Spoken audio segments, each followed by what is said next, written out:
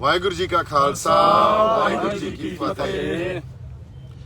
बड़े ही एक positive note ते आपां ये गल्लां करनियां क्योंकि परसों जिहड़ी अपनी टॉक हुई सी उस टॉक च किसान जथेबंदियां दी लीडरशिप नूं आपां एक बेनती कीती सी ते उन्हां नूं यही बेनती कीती सी भी आपां इकट्ठे होईए, एक टीम वर्क बना के चलीए ते साडे कुछ आइडियाज़ आ उन्हां आइडियाज़ नूं तुसीं कंसीडर करो, साडी रिप्रजेंटेशन नूं कंसीडर करो ते उहदे ते जिहड़ा जवाब आया भी दीप सिद्धू या असीं सारे उन्हां दीयां मिन्नतां तरले कर रहे हैं। सो ये बड़ी सुखावी गल या एक चंगी गल नहीं हुंदी। इस करके नहीं हुंदी, असीं एक संघर्ष च बैठे हाँ। उस संघर्ष च जिस भावना चों ये गल असीं कही सी, जिस भावना चों ये गल कही सी, वो भावना सी लोक हित दी, संघर्ष दे हित दी या एक टीम वर्क दी ते एका बना के रखण दी। क्योंकि जे असीं एका बना के रखांगे ते आपदे आइडियाज़ नूं या आपदे जिहड़े स्ट्रैटेजिक साडे कोले कुछ रणनीति बनाउण दे जिहड़े हना साडे पैंतड़े आ उन्हां नूं डिस्कस करांगे, उहदे नाल किते ना किते असीं मजबूत ही होवांगे। क्योंकि जिहड़ी सरकार दे खिलाफ असीं लड़ रहे हैं उन्हां कोले बहुत ज़्यादा रिसोर्सिस भी आ और मल्टी पॉइंट इंफॉर्मेशन नाल असीं लड़ रहे हैं। मल्टी पॉइंट इंफॉर्मेशन नूं जे तुसीं समझदे हो तां उन्हां कोले इहो जे प्लेटफॉर्म आ जित्थों वो आपदा बिरतांत या आपदा नैरेटिव लोकां च सिੱਟਦੇ आ ते साडे कोले लिमिटेड रिसोर्सिस आ या उस तरह दे मल्टी पॉइंट इंफॉर्मेशन नूं टक्कर देण दा या डिस्ट्रॉय देण दा साडे कोले रिसोर्सिस लिमिटेड आ, पर फिर भी असीं बाखूबी निभा रहे हैं। सो जो कि साडे संघर्षी बंदियां दी या आपां कह लईए ਜਿਹੜੀਆਂ रूहां ਜਿਹੜੀਆਂ जथेबंदियां इस संघर्ष च शमूलीयत कर रही उन्हां दी बहुत वड्डी यह देन आ या उन्हां दी एक बहुत वड्डा योगदान आ यह। पर आपां असल गल ते आउणे आ। असल गल यह आ भी परसों आपां ये गल कीती सी भी इस संघर्ष दा जिहड़ा मूल खांसा पहलां तां उहनूं समझ लईए। जिस तरह की व्यापक इत्थे शमूलीयत हुई है, एक डाइवर्स पार्टिसिपेशन हुई है, उन्होंने समझ लीए। ये आपां गल कीती तो इसे करके ये गल सामने आई भी ये संगत का संघर्ष बन गया, लोगों का संघर्ष बन गया, किसी व्यक्ति या किसी जथेबंदी तक लिमिटेड नहीं रहा। सो इसे भावना चों ये गल आपां लैके आए भी असीं इकट्ठे होईए, एक टीम वर्क करके चल गए तो ये बेनती सहित तुहानूं असीं ये गल्लां दस रहे हैं। बार बार सोशल मीडिया ते आके गल इस करके दसनी पै रही आ क्योंकि बिना सोशल मीडिया तो साडे कोले होर कोई राह ही नहीं है, तुसीं परसनली गल ही नहीं कर रहे। सो इस गल नूं भाई वो लाइट बना के रखो। सो इस गल नूं जे आपां सीरीयसली हुण समझांगे इहदे ते थोड़ी जी गलबात करते हैं। जिहड़ी भावना चो यह गल कही गई उस भावना नूं नहीं समझा गया, पर यह समझा गया भी मिन्नतां तरले कर रहे हैं। पहलां तां ये गल आपां क्लीयर कर लईए भी तुसीं सानूं इस संघर्ष दा या ये स्ट्रगल दा पार्ट मनदे हो कि नहीं मनदे। जे तुसीं सानूं इस संघर्ष दा या इस स्ट्रगल दा पार्ट मनदे हो फिर तां सानूं इकट्ठे बैठना चाहिदा, साडे आइडियाज़ तुहानूं लैणे चाहीदे आ। जे इस संघर्ष दा या इस स्ट्रगल दा पार्ट सानूं मनदे नहीं तुसीं, इहदा जवाब तुसीं प्लीज़ हुण पब्लिकली दिओ। क्योंकि जिस तरह दीयां पोजीशनस तुसीं लै रहे हो, जिस तरह दे परसनल अटैक तुसीं कर रहे हो, वो परसनल अटैक बड़ी चंगी गल नहीं आ। ये वार वार आपां गल कर रहे हैं भी अपने तां सिद्धांतक वखरेवे आ, होर तां अपना कोई वखरेवा ही नहीं आ। सो इस करके जिहड़ा यह माइंड सैट आ ना, जे तुसीं सानूं इस संघर्ष दा पार्ट नहीं मनदे, ये जिहड़ी समझ आ ये समझ उनी या उवें ही आ जिवें सरकारां दी समझ आ। या सरकार जिवें गल करदी है भी देखो जिहड़े इत्थे लोग बैठे आ किसान नहीं आ, वो किसी पोलीटिकल एजेंडे हेठ आए हुए लोग आ या गुमराह कीते हुए लोग आ। हुण जदों सरकार ते साडे च कोई फर्क ही नहीं रह जांदा, तुसीं सानूं इस संघर्ष दा पार्ट ही नहीं मनदे ते सरकार सानूं किसान नहीं मनदी, फिर तां गल आ जिहड़ी वो कोई बाली वधिया नहीं है। फिर तो सरकार वांगू असीं बिहेव करन लग गए। सो साडी फिर एक बार बेनती है भी सरकार दे वांगू या उस माइंड सैट दे नाल सोचना असीं बंद करिए। असीं एक कंस्ट्रक्टिव या पॉजिटिव माइंड सैट दे नाल सारे आपदे जिहड़े सोच आ उहनूं पैदा करिए। दूजी गल इहदे नाल ਜਿਹੜਾ ਫੰਡਾਮੈਂਟਲ ਕੁਐਸਚਨ ਆ, ਜਿਹੜਾ ਸਮਝਣਾ ਬੜਾ ਜ਼ਰੂਰੀ ਆ, ਕਿਉਂਕਿ ਜਿਸ ਤਰ੍ਹਾਂ ਦੀ ਵਾਰ-ਵਾਰ ਗੱਲਾਂ ਆ ਰਹੀਆਂ, ਜਿਸ ਤਰ੍ਹਾਂ ਦੀਆਂ ਸਟੇਟਮੈਂਟਸ ਆ ਰਹੀਆਂ, ਇਹ ਬੁਨਿਆਦੀ ਸਵਾਲ ਸਮਝਣਾ ਜ਼ਰੂਰੀ ਆ ਵੀ ਇਹ ਸੰਘਰਸ਼, ਇੱਕ ਵਾਰੀ ਫੇਰ ਮੈਂ ਰਿਪੀਟ ਕਰ ਰਿਹਾ, ਇਹ ਕਿਸੇ ਵਿਅਕਤੀ ਕਰਕੇ, ਮੈਂ ਕਹਿਣਾ ਮੇਰੇ ਕਰਕੇ ਜਾਂ ਜਥੇਬੰਦੀਆਂ ਕਰਕੇ, ਇਹ ਕਿਸੇ ਕਰਕੇ ਪੈਦਾ ਨਹੀਂ ਹੋਇਆ। ਇੱਥੇ ਅਕਾਲ ਪੁਰਖ ਵਾਹਿਗੁਰੂ ਦੀ ਕਲਾ ਵਰਤ ਰਹੀ ਆ ਤੇ ਇਸ ਗੱਲ ਨੂੰ ਸਟੇਜ ਤੋਂ ਰਾਜੇਵਾਲ ਸਾਹਿਬ ਨੇ ਇਸ ਗੱਲ ਨੂੰ ਸਟੇਜ ਤੋਂ ਮੰਨਿਆ ਵੀ ਇਹ ਸਾਡੇ ਜਥੇਬੰਦੀਆਂ ਕਰਕੇ ਏਡੀ ਵੱਡੀ ਲਾਮਬੰਦੀ ਨਹੀਂ ਹੋਈ ਆ, ਇਹ ਕਿਸੇ ਵਿਅਕਤੀ ਕਰਕੇ ਨਹੀਂ ਹੋਈ ਆ, ਇਹ ਉਸ ਵਾਹਿਗੁਰੂ ਕਰਕੇ ਉਹਦੀ ਕਲਾ ਵਾਪਰ ਰਹੀ ਆ ਤੇ ਇਸ ਖਾਤਰ ਇਹ ਲਾਮਬੰਦੀ ਹੋਈ ਆ। ਤੇ ਇਸ ਗੱਲ ਨੂੰ ਜੇ ਰਾਜੇਵਾਲ ਸਾਹਿਬ ਨੇ ਸਮਝ ਲਿਆ, ਫਿਰ ਮੈਨੂੰ ਜਾਂ ਸਾਨੂੰ ਇਹ ਗੱਲ ਸਮਝ ਨਹੀਂ ਆ ਰਹੀ ਵੀ ਬਾਕੀ ਇਸ ਗੱਲ ਨੂੰ ਕਿਉਂ ਨਹੀਂ ਸਮਝ ਪਾ ਰਹੇ। ਇਹਦੇ ਦੋ ਕਾਰਨ ਹੋ ਸਕਦੇ ਆ। ਇੱਕ ਕਾਰਨ ਇਹਦਾ ਇਹ ਆ, ਜਿਹੜੀ ਹੁੰਦੀ ਆ ਐਰੋਗੈਂਸ ਜਾਂ ਹੰਕਾਰ।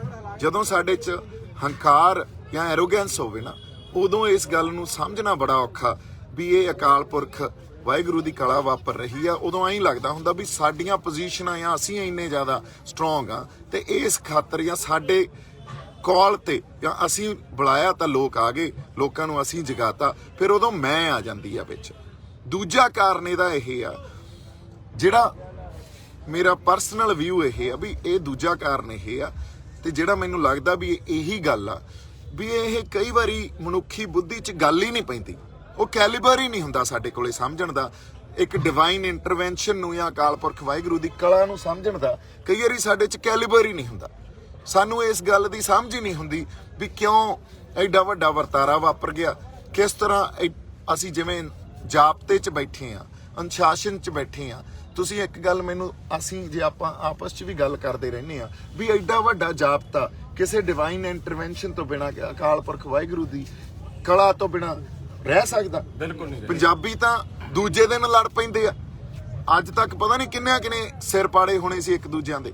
ਸੋ ਐਡਾ ਵੱਡਾ ਜਾਬਤਾ, ਐਡੀ ਵੱਡੀ ਜਿਹੜੀ ਲਾਮਬੰਦੀ, ਔਰ ਜਿਸ ਤਰ੍ਹਾਂ ਚੜ੍ਹਦੀ ਕਲਾ, ਜਿਸ ਤਰ੍ਹਾਂ ਜੋ ਜਜ਼ਬਾ ਦਿਖਾਇਆ ਜਾ ਰਿਹਾ, ਇਹ ਉਸ ਡਿਵਾਈਨ ਇੰਟਰਵੈਂਸ਼ਨ ਤੋਂ ਬਿਨਾਂ ਨਹੀਂ ਹੋ ਸਕਦਾ ਸੀ।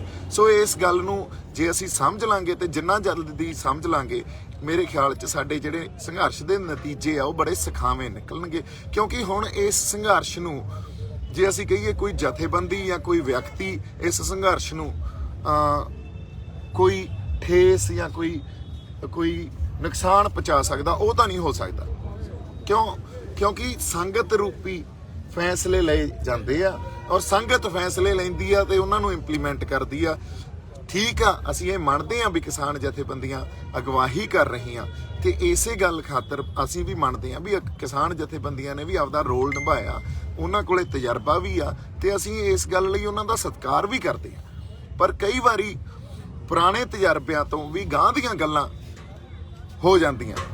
ਪੁਰਾਣੇ ਤਜਰਬਿਆਂ ਤੋਂ ਕਈ ਵਾਰੀ ਸਾਨੂੰ ਥੋੜਾ ਬਹੁਤ ਅੱਗੇ ਸੋਚਣਾ ਪੈਂਦਾ, ਹੱਲ ਪਏ ਹੁੰਦੇ ਆ। ਕਈ ਵਾਰੀ ਇੱਕ ਪਾਸੇ ਜਿਵੇਂ ਆਪਾਂ ਦੇਖਦੇ ਆ, ਦੂਜੇ ਪਾਸੇ ਹੱਲ ਪਿਆ ਹੁੰਦਾ। ਸੋ ਸਾਨੂੰ ਆਪਦੇ ਆਪ ਨੂੰ ਜੇ ਅਸੀਂ ਪੂਰਾ ਪੋਜ਼ਿਟਿਵਿਟੀ ਨਾਲ ਜਾਂ ਪੋਜ਼ਿਟਿਵ ਢੰਗ ਨਾਲ ਜਾਂ ਖੋਲ ਕੇ ਆਪਦੇ ਦਿਮਾਗ ਨੂੰ ਰੱਖਾਂਗੇ, ਤੇ ਐਕਸੈਪਟੇਬਿਲਿਟੀ ਜਿਹਨੂੰ ਕਹਿੰਦੇ ਆ, ਐਕਸੈਪਟੇਬਿਲਿਟੀ ਨੂੰ ਕੀ ਕਹਿੰਦੇ ਆ ਪੰਜਾਬੀ 'ਚ, ਵੀ ਤੁਸੀਂ ਪ੍ਰਵਾਨ ਕਰੋਗੇ ਇਹਨਾਂ ਗੱਲਾਂ ਨੂੰ ਜਾਂ ਸਮਝੋਗੇ ਇਹਨਾਂ ਗੱਲਾਂ ਨੂੰ, ਤਾਂ ਮੇਰੇ ਖਿਆਲ 'ਚ ਸਾਨੂੰ ਹੱਲ ਮਿਲ ਜਾਣਗੇ। ਹੱਲ ਹੈਗੇ ਆ। ਅਸੀਂ ਆਪਸ 'ਚ ਰੋਜ਼ ਇਹੀ ਡਿਸਕਸ਼ਨ ਕਰਦੇ ਰਹਿੰਦੇ ਆ, ਸੰਗਤ 'ਚ ਜਾ ਕੇ ਇਹ ਡਿਸਕਸ਼ਨ ਕਰਦੇ ਰਹਿੰਦੇ ਆ। ਸੰਗਤ ਨੇ ਬੜੇ ਸੋਹਣੇ ਸਾਨੂੰ ਹੱਲ ਸੁਝਾਏ ਆ। ਇਨਫੈਕਟ ਲੋਕਾਂ ਨੇ ਹੱਲ ਸੁਝਾਏ, ਲੋਕਾਂ ਨੇ ਦੱਸਿਆ ਵੀ ਆਹ ਗੱਲਾਂ ਕਿਉਂ ਨਹੀਂ ਹੋ ਰਹੀਆਂ। 3 4 5 ਉਹਨਾਂ ਨੇ ਵੱਖਰੇ ਸਾਨੂੰ ਆਪਸ਼ਨਸ ਦਿੱਤੇ, ਇਹ ਲੋਕਾਂ 'ਚੋਂ ਮਿਲੇ ਆ। ਅਸੀਂ ਕੋਈ ਬਾਹਲੇ ਇੰਟੈਲੀਜੈਂਟ ਨਹੀਂ ਆ, ਅਸੀਂ ਕੋਈ ਵੱਖਰੇ ਨਹੀਂ ਪੈਦਾ ਹੋਏ, ਹਨਾ। ਜਦੋਂ ਸਾਡਾ ਲੋਕਾਂ ਨਾਲ ਕਨੈਕਟ ਹੋਊਗਾ, ਲੋਕ ਬਹੁਤ ਸੋਹਣੇ ਸੁਝਾਅ ਦੇ ਦੇਣਗੇ। ਤੇ ਜਦੋਂ ਡਾਇਸਪੋਰਾ ਜਾਂ ਜਿਹੜੇ ਸਾਡੇ ਬਾਹਰ ਬੰਦੇ ਬੈਠੇ ਆ, ਉੱਥੇ ਜਿਹੜੀ ਸੰਗਤ ਬੈਠੀ ਆ, ਉਹਨਾਂ ਦਾ ਧਿਆਨ ਜਾਂ ਉਹਨਾਂ ਦਾ ਇਸ ਟਾਈਮ, ਚਾਹੇ ਉਹ ਹੈ ਨਹੀਂ ਇਸ ਸੰਘਰਸ਼ 'ਚ, ਪਰ ਉਹ ਹੈ ਇਸ ਸੰਘਰਸ਼ 'ਚ ਹੀ, ਇਹ ਤਾਂ ਸਾਨੂੰ ਮੰਨਣਾ ਪਊ। ਹੁਣ ਉਹਨਾਂ ਨੇ ਬੜੇ ਸੋਹਣੇ ਸੁਝਾਅ ਭੇਜੇ ਆ। ਸੋ ਜੇ ਅਸੀਂ ਕਿਉਂਕਿ ਉਹ ਵੱਖਰੇ ਸਿਸਟਮ 'ਚ ਰਹਿ ਰਹੇ ਆ, ਉਹ ਉਸ ਵੈਸਟ ਦੀ ਦੁਨੀਆ 'ਚ ਰਹਿ ਰਹੇ ਆ, ਜਿੱਥੇ ਉਹਨਾਂ ਨੇ ਬੜੇ ਤਰ੍ਹਾਂ ਦੇ ਤਜਰਬੇ ਵੀ ਦੇਖੇ ਆ, ਬੜੇ ਤਰ੍ਹਾਂ ਦੇ ਲਾਅ ਵੀ ਉੱਥੇ ਆਲਰੇਡੀ ਇੰਪਲੀਮੈਂਟ ਆ, ਤੇ ਉਹਦੇ ਕਨਸੀਕੁਐਂਸ ਜਾਂ ਉਹਦੇ ਕਨਸੀਕੁਐਂਸਸ ਨੂੰ ਕੀ ਕਹਿੰਦੇ ਆ, ਕਨਸੀਕੁਐਂਸਸ ਕੀ ਹੁੰਦੇ ਆ ਵੀ ਰਿਜ਼ਲਟਸ, ਹਨਾ, ਵੀ ਉਹ ਵੀ ਉਹਨਾਂ ਨੇ ਦੇਖੇ ਆ। ਤਾਂ ਇਸ ਕਰਕੇ ਸਾਨੂੰ ਵੀ ਸੁਝਾਅ ਲੋਕਾਂ ਚੋਂ ਹੀ, ਸੰਗਤ ਚੋਂ ਹੀ ਮਿਲੇ ਆ, ਆਪਾਂ ਉਹਨਾਂ ਨੂੰ ਵਿਚਾਰੀਏ, ਟੀਮ ਵਰਕ ਬਣਾ ਕੇ ਚੱਲੀਏ।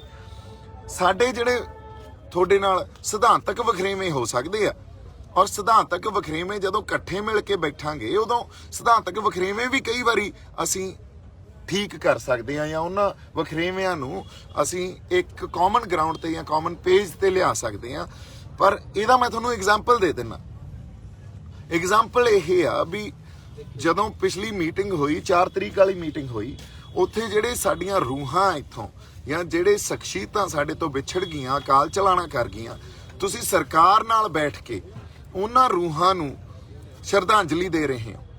ਜਿਹੜੇ ਉਹਨਾਂ ਦੀ ਮੌਤ ਦੇ ਜ਼ਿੰਮੇਦਾਰ ਆ, ਉਹਨਾਂ ਨਾਲ ਬੈਠ ਕੇ ਸ਼ਰਧਾਂਜਲੀ ਦੇ ਰਹੇ ਹੋ। ਇਹ ਤਾਂ ਜਮਾਂ ਉਹੀ ਗੱਲ ਹੋ ਗਈ ਵੀ ਜਿਵੇਂ 84 ਦੇ ਜਿਹੜੇ ਸਾਡੀ ਸਿੱਖ ਜੈਨੋਸਾਈਡ ਹੋਈ ਸੀ, ਉਹਦੇ ਜਿਹੜੇ ਜ਼ਿੰਮੇਵਾਰ ਲੋਕ ਸੀ ਉੱਥੇ, ਸੱਜਣ ਕੁਮਾਰ ਜਾਂ ਟਾਈਟਲਰ, ਅਸੀਂ ਉਹਨਾਂ ਬੰਦਿਆਂ ਨਾਲ ਬਹਿ ਕੇ ਕਹੀਏ ਵੀ ਉਹ ਸਾਡੀਆਂ ਰੂਹਾਂ ਨੂੰ ਸ਼ਰਧਾਂਜਲੀ ਦਿਓ। ਇਹ ਤਾਂ ਉਹਨਾਂ ਰੂਹਾਂ ਦੀ ਤੋਹੀਨ ਹੋਊਗੀ ਤੇ ਉਹਨਾਂ ਰੂਹਾਂ ਨੂੰ ਕਿੰਨਾ ਦੁੱਖ ਪਹੁੰਚੂਗਾ ਵੀ ਕਾਤਲਾਂ ਨੂੰ ਬਿਠਾ ਕੇ ਅਸੀਂ ਕਹੀਏ ਵੀ ਉਹਨਾਂ ਨੂੰ ਸ਼ਰਧਾਂਜਲੀ ਦਿਓ। ਸੋ ਇਸ ਖਾਤਰ ਇਹ ਗੱਲ ਹੋ ਸਕਦਾ ਤੁਸੀਂ ਰਿਅਲਾਈਜ਼ ਨਾ ਕੀਤੀ ਹੋਵੇ, ਅਣਜਾਣੇ 'ਚ ਇਹ ਗੱਲ ਹੋ ਸਕਦੀ ਹੋਵੇ, ਪਰ ਜਦੋਂ ਕੌਮਾਂ ਲੜਾਈ ਲੜਦੀਆਂ ਨਾ, ਔਰ ਸਪੈਸ਼ਲੀ ਜਦੋਂ ਜਿਸ ਤਰ੍ਹਾਂ ਗੁਰੂ ਸਾਹਿਬਾਨਾਂ ਨੇ ਸਾਨੂੰ ਲੜਾਈ ਲੜਨਾ ਸਿਖਾਇਆ, ਅਸੀਂ ਗੈਰਤਾਂ ਦੇ ਨਾਲ ਲੜਾਈ ਲੜਦੇ ਹਾਂ। ਗੈਰਤਾਂ ਤੋਂ ਬਿਨਾਂ ਕੌਮਾਂ ਲੜਾਈ ਨਹੀਂ ਲੜਦੀਆਂ। ਜੇ ਤੁਸੀਂ ਇਹ ਕਹੋਗੇ ਵੀ ਇਹ ਸ਼ਿਸ਼ਟਾਚਾਰ ਸੀ, ਇਹ ਸ਼ਿਸ਼ਟਾਚਾਰ ਚੋਂ ਅਸੀਂ ਗੱਲ ਕੀਤੀ। ਸ਼ਿਸ਼ਟਾਚਾਰ ਤਾਂ ਜਾਤੀ ਹੋ ਸਕਦਾ, ਪਰ ਜਦੋਂ ਸੰਘਰਸ਼ 'ਚ ਬੈਠੇ ਆ ਨਾ, ਉਦੋਂ ਸ਼ਿਸ਼ਟਾਚਾਰ ਵੀ ਇਸ ਸੰਘਰਸ਼ ਦੀ ਰੌਸ਼ਨੀ 'ਚ ਹੀ ਦੇਖਿਆ ਜਾਣਾ ਚਾਹੀਦਾ। ਸ਼ਿਸ਼ਟਾਚਾਰ ਇਸ ਸੰਘਰਸ਼ ਦੀ ਰੌਸ਼ਨੀ ਤੋਂ ਬਿਨਾਂ ਨਹੀਂ ਕਦੇ ਸਿਰਜਿਆ ਜਾਂਦਾ। ਸੋ ਜਿਹੜੀ ਗੈਰਤ ਦੀ ਆਪਾਂ ਗੱਲ ਕਰ ਰਹੇ ਸੀ, ਜਦੋਂ ਕੌਮਾਂ ਲੜਾਈ ਲੜਦੀਆਂ, ਸਪੈਸ਼ਲੀ ਅਸੀਂ ਲੜਾਈ ਲੜਦੇ ਆ, ਜਾਂ ਸਾਡੇ ਰਹਿਬਰਾਂ ਨੇ, ਗੁਰੂਆਂ ਨੇ ਜਿਸ ਤਰ੍ਹਾਂ ਦੀਆਂ ਸਾਨੂੰ ਲੜਾਈਆਂ ਲੜਨੀਆਂ ਸਿਖਾਈਆਂ, ਉੱਥੇ ਗੈਰਤ ਤੋਂ ਬਿਨਾਂ ਅਸੀਂ ਲੜਾਈ ਨਹੀਂ ਲੜ ਸਕਦੇ। ਗੈਰਤ ਹੀ ਮਨੁੱਖੀ ਬੁੱਧੀ ਨੂੰ ਤੇ ਜਜ਼ਬੇ ਨੂੰ ਪ੍ਰਚੰਡ ਕਰਦੀ ਆ, ਤੇ ਜੇ ਗੈਰਤ ਨਾ ਹੋਵੇ ਫਿਰ ਉਹੀ ਬੁੱਧੀਆਂ ਤੇ ਜਜ਼ਬੇ ਨੂੰ ਖੁੰਡਾ ਕਰ ਦਿੰਦੀ ਆ। ਸੋ ਗੈਰਤਾਂ ਤੋਂ ਬਿਨਾਂ ਲੜਾਈਆਂ ਨਹੀਂ ਲੜੀਆਂ ਜਾ ਸਕਦੀਆਂ। ਇਹੀ ਸਿਧਾਂਤਕ ਵਖਰੇਵੇਂ ਆ, ਤੇ ਸਿਧਾਂਤਕ ਵਖਰੇਵੇਂ ਵੀ ਤਾਂ ਹੀ ਦੂਰ ਹੋਣਗੇ ਜੇ ਅਸੀਂ ਰਲ ਮਿਲ ਕੇ ਬੈਠਾਂਗੇ। ਅਸੀਂ ਤਾਂ ਤੁਹਾਨੂੰ ਫੇਰ ਇੱਕ ਸਨਮਰ ਬੇਨਤੀ ਕਰ ਰਹੇ ਹਾਂ ਵੀ ਅਸੀਂ ਇੱਕ ਟੀਮ ਵਰਕ ਬਣਾ ਕੇ ਚੱਲੀਏ, ਰਲ ਮਿਲ ਕੇ ਬੈਠੀਏ, ਵਖਰੇਵਿਆਂ ਨੂੰ ਵੀ ਦੂਰ ਕਰੀਏ, ਤੇ ਸਾਡੀ ਸਟ੍ਰੈਟਜੀ ਜਿਹੜੀ ਰਣਨੀਤੀ ਆ ਉਹ ਵੀ ਅਸੀਂ ਸਿਰਜੀਏ। ਸਾਡੀ ਰਿਪਰੈਜ਼ੈਂਟੇਸ਼ਨ, ਜੇ ਤੁਸੀਂ ਮੰਨਦੇ ਹੋ ਵੀ ਇਸ ਸੰਘਰਸ਼ ਦੇ ਅਸੀਂ ਪਾਰਟ ਆ, ਤਾਂ ਸਾਡੀ ਰਿਪਰੈਜ਼ੈਂਟੇਸ਼ਨ ਵੀ ਮੰਨੋ।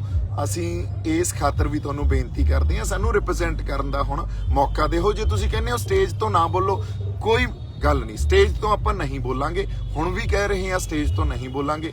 ਪਰ ਜੇ ਫੇਰ ਵੀ ਗੱਲ ਸਮਝ ਨਹੀਂ ਆਉਂਦੀ ਆ, ਮੈਂ ਤੁਹਾਨੂੰ ਜੇ ਸੱਚੀ ਗੱਲ ਮੇਰੇ ਤੋਂ ਪੁੱਛੋ, ਰੋਜ਼ ਇੰਨੀ ਸੰਗਤ ਆਉਂਦੀ ਆ ਔਰ ਉਹ ਕਹਿੰਦੀ ਆ ਬਾਈ ਜੀ ਤੁਸੀਂ ਸਟੇਜ ਵੱਖ ਲਾਓ, ਤੁਸੀਂ ਆਪਦੀ ਗੱਲ ਲਿਜਾਣੀ ਸ਼ੁਰੂ ਕਰੋ। ਅਸੀਂ ਉਹਨਾਂ ਨੂੰ ਕਹਿੰਦੇ ਆ ਨਹੀਂ ਜੀ ਇਹ ਗੱਲ ਨਹੀਂ ਕਰਨੀ, ਆਪਾਂ ਇੱਕ ਜਾਬਤਾ ਤੇ ਏਕਾ ਨਹੀਂ ਤੋੜਨਾ।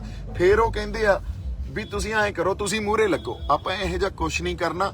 ਇੱਕ ਵਾਰੀ ਫੇਰ ਕੋਸ਼ਿਸ਼ ਇਹ ਆ ਵੀ ਅਸੀਂ ਇਕੱਠੇ ਬਹਿ ਕੇ ਇੱਕ ਟੀਮ ਵਰਕ ਬਣਾ ਕੇ ਚੱਲੀਏ, ਔਰ ਇੱਥੇ ਜਿਹੜੇ ਸਾਰੀ ਸਾਡੀ ਸੰਗਤ ਬੈਠੀ ਆ ਇਹਨਾਂ ਦਾ ਵੀ ਇਹੀ ਵਿਚਾਰ ਆ ਵੀ ਇੱਕ ਟੀਮ ਵਰਕ ਬਣਾ ਕੇ ਚੱਲੀਏ। ਇੰਨੀਆਂ ਕੁ ਬੇਨਤੀਆਂ ਤੁਹਾਡੇ ਨਾਲ ਕਰਨੀਆਂ ਸੀ। ਪਰ ਜੇ ਬਾਈ ਚਾਂਸ ਇਹ ਟੀਮ ਵਰਕ ਨਹੀਂ ਪੈਦਾ ਹੁੰਦਾ ਹੁਣ ਤਾਂ, ਔਰ ਜੇ ਤੁਸੀਂ ਰਿਪਰੈਜ਼ੈਂਟੇਸ਼ਨ ਨਹੀਂ ਦਿੰਦੇ ਜਾਂ ਪੋਲੀਟੀਕਲ ਡਿਪਲੋਮੈਸੀ 'ਚ ਸਾਡੀ ਰਿਪਰੈਜ਼ੈਂਟੇਸ਼ਨ ਨਹੀਂ ਲੈਂਦੇ, ਫਿਰ ਕੋਈ ਨਾ ਕੋਈ ਤਾਂ ਹੱਲ ਆਪਾਂ ਨੂੰ ਇਸ ਡੈਡਲੌਕ ਨੂੰ ਤੋੜਨ ਖਾਤਰ, ਜਿਹੜਾ ਡੈਡਲੌਕ ਬਣ ਗਿਆ ਹੁਣ, ਉਹਨੂੰ ਤੋੜਨ ਖਾਤਰ ਤਾਂ ਕਰਨਾ ਪਊਗਾ ਨਾ। ਔਰ ਉਹ ਡੈਡਲੌਕ ਨੂੰ ਤੋੜਨ ਖਾਤਰ ਸੰਗਤ ਰੂਪੀ ਹੱਲ ਕਰਾਂਗੇ। ਹੱਲ ਹੈਗੇ ਆ ਤੇ ਤੁਹਾਨੂੰ ਹੱਥ ਜੋੜ ਕੇ ਜਾਂ ਬਜ਼ੁਰਗਾਂ ਨੂੰ ਸਤਿਕਾਰ ਸਹਿਤ ਅਸੀਂ ਇਹ ਬੇਨਤੀ ਕਰਦੇ ਹਾਂ ਵੀ ਆਪਾਂ ਬੈਠੀਏ ਤੇ ਬੈਠ ਕੇ ਕੋਈ ਹੱਲ ਕੱਢੀਏ। ਜੇ ਤੁਸੀਂ ਸਰਕਾਰ ਨਾਲ, ਜਿਹੜੀ ਸਾਡੀ ਦੁਸ਼ਮਣ ਆ, ਉਹਨਾਂ ਨਾਲ ਬੈਠ ਕੇ 7-8 ਮੀਟਿੰਗਾਂ ਕਰ ਸਕਦੇ ਹੋ ਤੇ ਸਾਡਾ ਤਾਂ ਕੁਝ ਨਹੀਂ ਵੰਡਿਆ, ਹਨਾ। ਸੋ ਫਿਰ ਆਪਾਂ ਤਾਂ ਇੱਕ ਪਾਸੇ ਸੰਘਰਸ਼ ਲੜ ਰਹੇ ਹਾਂ, ਮਕਸਦ ਇੱਕ ਆ, ਤੇ ਫਿਰ ਸਾਡੇ ਨਾਲ ਮੀਟਿੰਗ ਕਰਨ 'ਚ ਤੁਹਾਡਾ ਮੇਰੇ ਖਿਆਲ 'ਚ ਕੁਝ ਘਟਣਾ ਨਹੀਂ। ਅਸੀਂ ਸਤਿਕਾਰ ਤੇ ਮਾਣ ਹੀ ਦੇਵਾਂਗੇ। ਬਹੁਤ ਸਾਰਾ ਪਿਆਰ, ਸਤਿਕਾਰ। ਜਿਉਂਦੇ ਵਸਦੇ ਰਹੋ। ਸਤਿ ਸ਼੍ਰੀ ਅਕਾਲ ਜੀ। ਵਾਹਿਗੁਰੂ ਜੀ ਕਾ ਖਾਲਸਾ, ਵਾਹਿਗੁਰੂ ਜੀ ਕੀ ਫਤਿਹ।